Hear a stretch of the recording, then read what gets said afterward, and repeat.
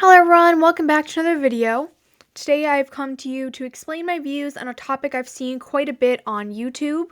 This will contain spoilers for Bungo Stray Dogs, though I will admit I haven't actually watched the show yet. I'm working on it. And therefore my evidence is based on reaction videos that I've seen on YouTube, and the clips in said reaction videos.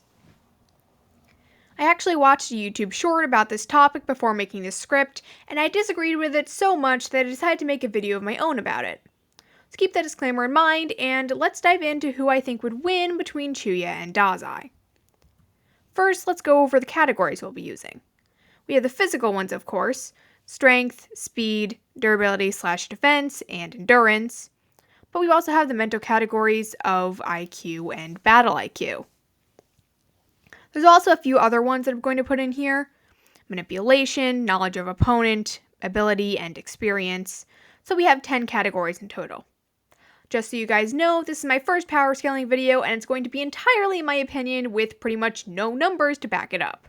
So if you want to entirely disregard what I think, go right ahead, but I think I'm pretty justified in what I'm saying here. Okay, so we are going to be looking at this through the lens of them fighting each other, not just their strength in general, so let's keep that in mind as we go through these categories. As you would expect, strength and speed immediately go to Chuuya. With his ability, he's insanely fast and strong, and that's all we really need to say about it. Even if we assume Dazai managed to negate it, Chuuya is still strong enough to casually punch a hole in a brick wall and send Dazai flying across the room and slam him to the opposite wall with a single punch. Something we know he wasn't using his ability for, since he literally can't use it while touching Dazai. Speaking of, the ability category goes to Dazai. Now I know what you're thinking, but just hear me out. For all the destructive power that Chuuya's ability has, Dazai can just negate it. Any projectiles Chuuya throws at him with his ability will immediately lose the effects of said ability as soon as they touch Dazai, as will any bullets he fires with his ability, making them effectively useless except as distraction or defense. Of course, there is the possibility that the momentum will still carry over, but hey, like I said, I don't know that much about his ability, so this is just my opinion from what I've seen so far. Chuuya also usually uses his ability to augment his fighting style by boosting the power and speed of his kicks and punches, and also making it so his attacks come from unexpected directions, like flipping over his opponent all of a sudden. Something that he can't do in the situation because his ability will be nullified as soon as he makes contact with his opponent. And since I know someone's going to ask, no, we're not factoring in corruption.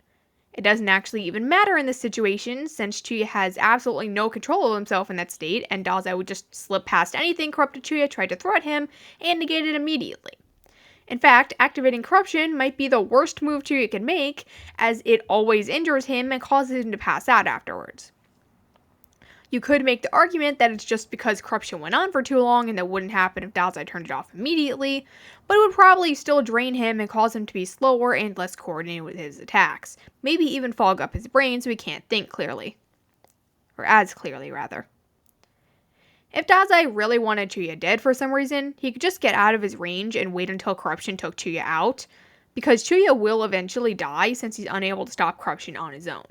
Corrupted Chuuya will attack anything and everything he sees, and all Dazai would have to do is sneak away and then wait out Chuuya's timer, which I think he's definitely sneaky enough to do, judging from what I've seen.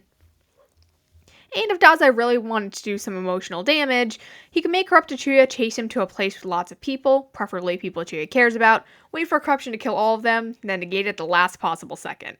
I mean, just imagine being desperate enough to activate your final uncontrollable mode, then waking up to find out you killed all of your friends before immediately passing back out. Wow, that's brutal. Would this actually ever happen? No, absolutely not. But hypothetically, it's a scenario that could exist. Again, it would absolutely never happen unless, I don't know, Dazai's getting mind controlled or something. But yeah, that would never happen. Getting back on track since we spiraled down a bit of a rabbit hole here, let's get to the two defensive categories, durability and endurance.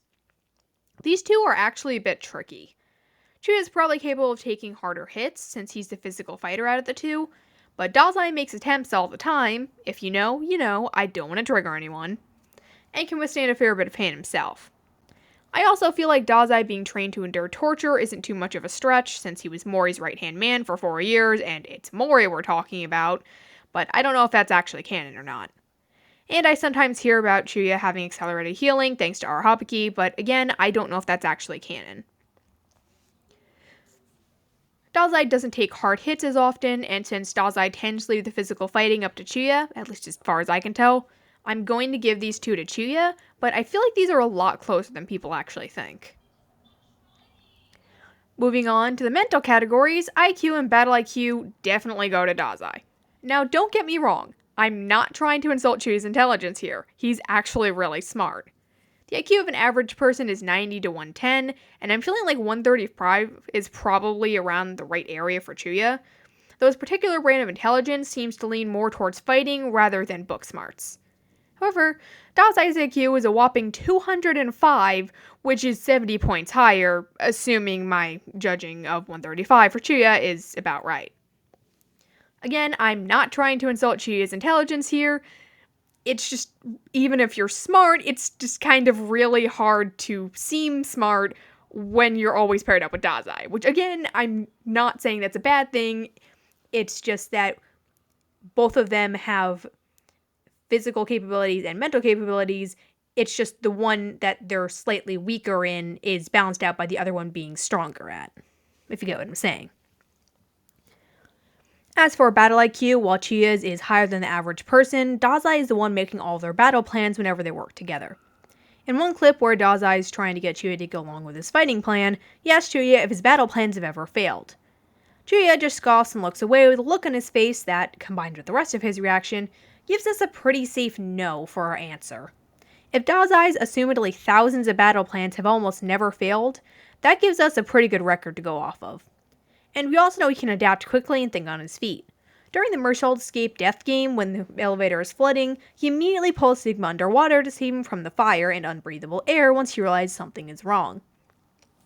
Then he comes up with a plan in mere seconds to save them from the flood by using Sigma's gun to destroy the cable holding the door shut, so Sigma can open the door to let the water out. This quick thinking saved both of their lives, and this is just one of many scenes where Dazai's flexibility and adaptability is demonstrated. So yeah, IQ and Battle IQ both go to Dazai. Knowledge of the opponent is another tricky one, but it's important in a fight to know your opponent's tail strengths and weaknesses. And knowing it could give somebody a really big advantage, even if they're at a huge disadvantage physically. I actually don't know who wins this one, since they've known each other for 7 years, 3 of which were spent constantly partnering up for missions and being in close proximity to each other. Chuuya can anticipate Dazai's plans, at least enough to know what he needs to do without being told, even if he doesn't actually understand the plans themselves or the reason behind the actions in them. Meanwhile, both of them know all 3 subcategories that I just mentioned, tells strengths and weaknesses of the opponent. With Chuuya being somewhat capable of reading Dazai's strategies and the two of them knowing each other so well, I find it really impossible to put either of them on top here. Maybe Dazai could win here due to superior intelligence, but with the amount of time they've spent together, I honestly do think this category ends in a draw.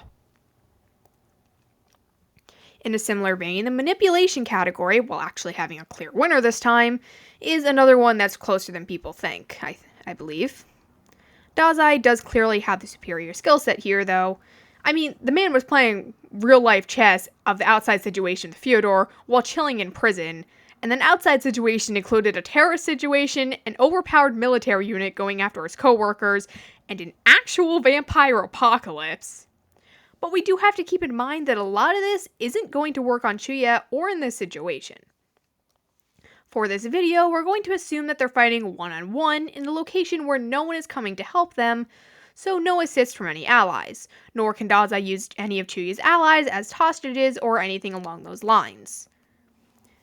And if you're thinking of the reverse, Chuuya wouldn't do that. And even if he would for some reason, although I, again, don't think that would happen, they're one-on-one here. So yeah, that would not be happening, regardless of whether or not you believe Chuuya would actually do that.